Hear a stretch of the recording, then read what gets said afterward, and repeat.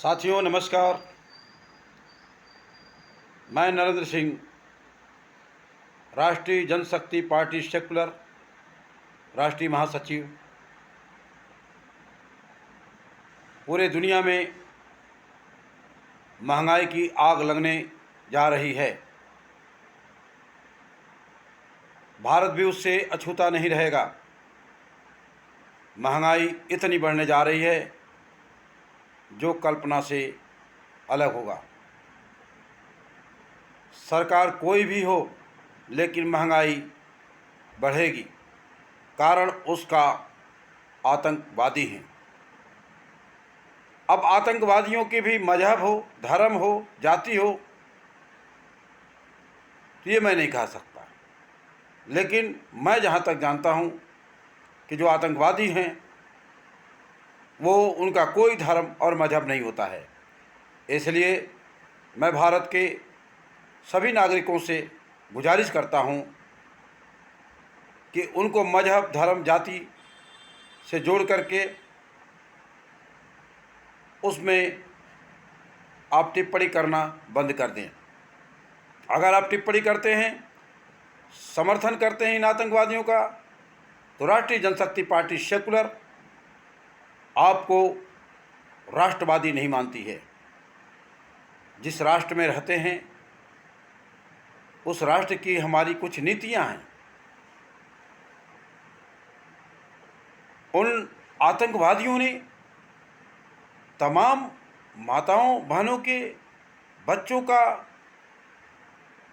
जो गर्भ में पल रहे थे उनको निकाल दिया काट के पेट। इतना अत्याचार। कौन कहता है कि आप मुसलमान हैं?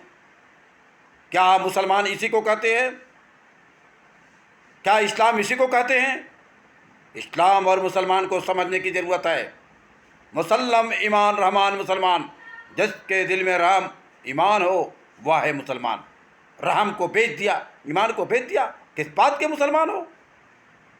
और आतिकुर रहमान जैसे लोग जो आतंकवादियों की पैरवी कर रहे हैं, अलीगढ़ यूनिवर्सिटी के पढ़े लिखे विद्वान लोग जो कर रहे हैं, राष्ट्रीय जनशक्ति पार्टी सेकुलर इसकी भर्त्सना करती है, कड़ी निंदा करती है।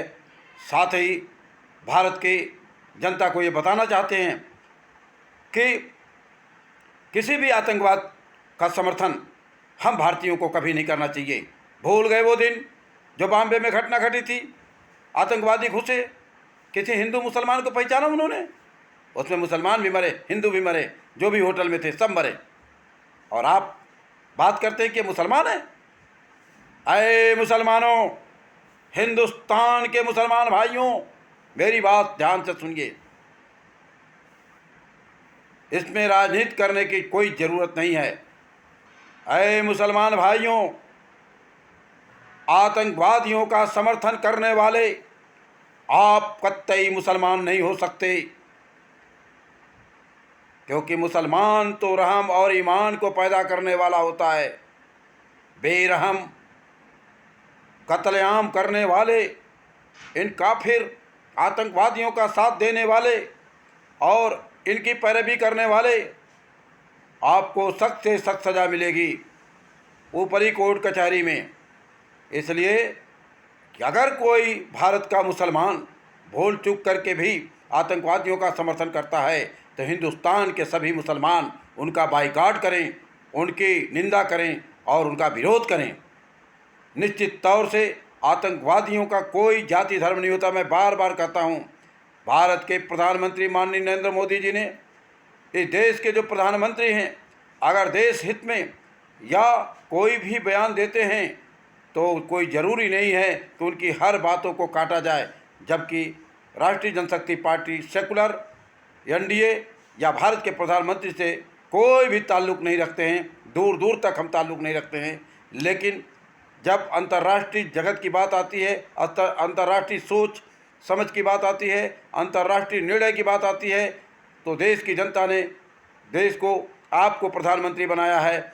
आप जो भी निर्णय लेते हैं हम भारतवासी उसका समर्थन करते हैं और बिल्कुल करेंगे। आतंकवाद के नाम पे तो बिल्कुल हम आपके साथ हैं।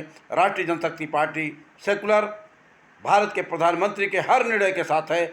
और भारत के कोई भी व्यक्ति अगर फिलीपींस का पैरवी करता है, वो एक देश है, वहाँ की माताएं बहनें जो दुनिया से विदा हो रहे हैं, जो मतलब मर रहे हैं, हमारी उनके प्रति बहुत ही संवेदनाएं हैं।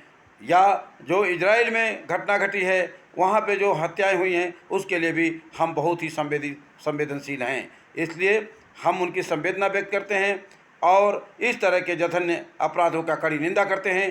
देशवासियों, सतर्क हो जाओ, क्योंकि जो ये आग लगी है आतंकवादियों द्वारा, इस आग की लपटें भारत के ऊपर भी और दुनिया के ऊपर भी पड़ने वाली हैं और इसकी मार सहने के लिए कहीं न कहीं से अपरोक्ष रूप से हम भी तैयार रहें।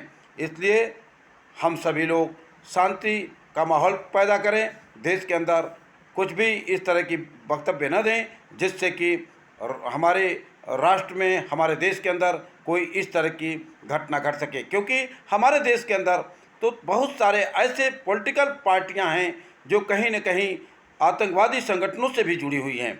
ये हमारे देश की सीबीआई और सीआईडी ये फेल है, कहीं न कहीं नकारा है। अगर ये इन्वेस्टिगेशन कर दे तो यहाँ पे बहुत सारे लोग उन लोगों से जुड़े हुए हैं जो लोग आतंकी संगठनों को चलाते हैं, कहीं न कहीं उनसे ये लोग फंडिंग भी लेते हैं, उन देशों से फंडिंग लेते हैं। इनकी सख्त से सख्त इंक्वायरी हो और इंक्वायरी करने के बाद इनको जेल के सलाखों में डाला जाए, चाहे वो कोई पॉलिटिकल पार्टी हो, चाहे पॉलिटिकल व्यक्ति हो, चाहे वो कोई धार्मिक व्यक्ति हो। उनके साथ सख्त से सख्त कार्रवाई करने की मैं भारत सरकार से निवेदन करता हूँ।